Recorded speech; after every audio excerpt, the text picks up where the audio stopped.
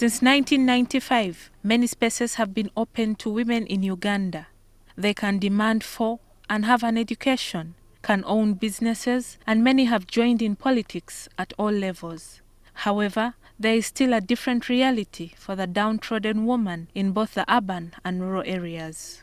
Ndi mukyala mulema nekululira wansi neeyiyiza ekyokulya kwegamba naye ate bwe ndaba nga njiyiza ekyokulya baneteekawo akalimu kange ate mba nakakateekawo sitekanso nendaga nti engoba ku kkubo neebuuza mba ngenda kukola ntya nga ndi mukyala mulema ngenda kudda ku kkubo kufiira ku kkubo nsabirize paka ddi.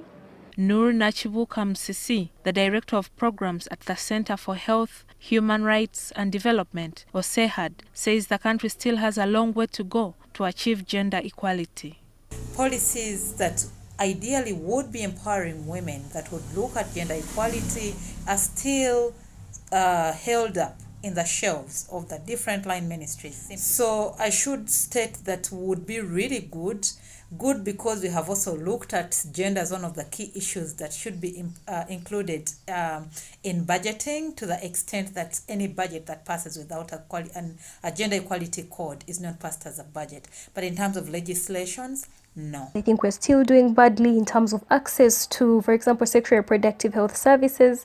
There's a lot of stockouts in family planning services. There is a lot of biases, especially when it comes to the younger girl child. There is still issue of capacity of the health workers to provide that service. So I think there is still a long way for us to work on. To take stock of how much has been achieved since the 1995 Beijing conference, UN Women has convened the Generation Equality Forum to be held in Paris, France, and also virtually from 30th June to 2nd July 2021.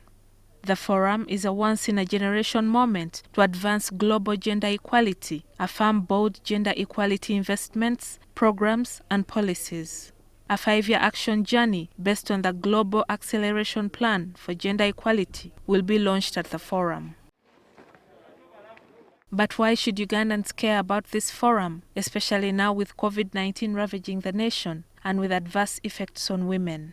The access to health centers and services is there, only that there is a limitation, transport limitation. For example, if you have an ailment and you feel you're too sick to even walk, you can hardly get to hospital, minus a car which has a sticker.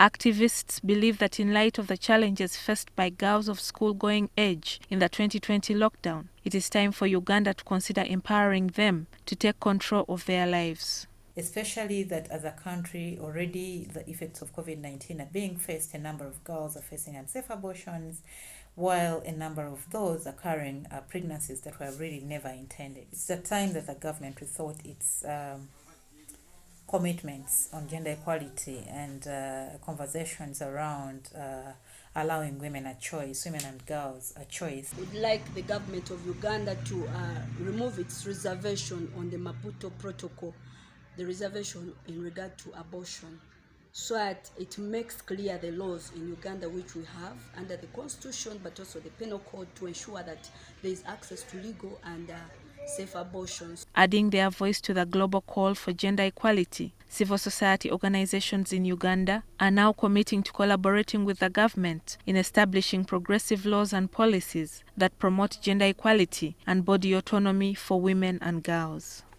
Gillian Nantume, NTV Weekend Edition.